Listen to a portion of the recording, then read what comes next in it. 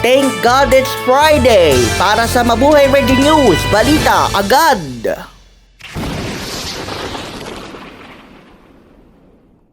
Matagumpay na nairaos ng SB19 ang unang araw ng prestihiyosong 25th Summer Sonic Music Festival sa Osaka ngayong hapon ng Agosto 14. Sa impormasyong ipinagkaloob ng mga 18 na nandoon, dagsa ang mga tao na nagnanais makita ang kagalingan ng Mahalima at ilan lamang sa mga mega hits na kanilang tinanghal sa loob ng halos isang oras ang Gento, Dam at Kuwait.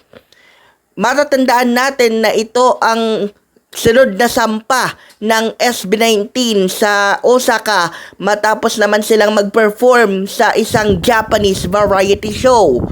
Todo kalampag naman ang mga fans sa kalangitan dahil kinabukasan naman Agosto 15 ang Tokyo leg ng Summer Sonic Music Festival at umaasa sila ng magandang panahon, lalo na't sa mga samandaling ito ay lantad ang malawakang pagbaha sa ilang bahagi ng Chiba Prefecture na inulan ng mahigit 360 mm o halos doble o triple ng annual average nila kada Agosto.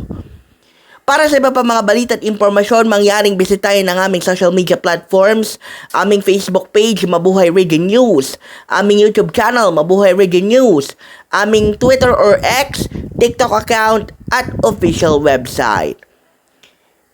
Yan ang totoong balita mula sa Mabuhay Radio News na sa bawat oras, bawat himig na nanatiling walang takot, walang pinapaboran sa nakalipas na 7 years and counting at kasama kayo.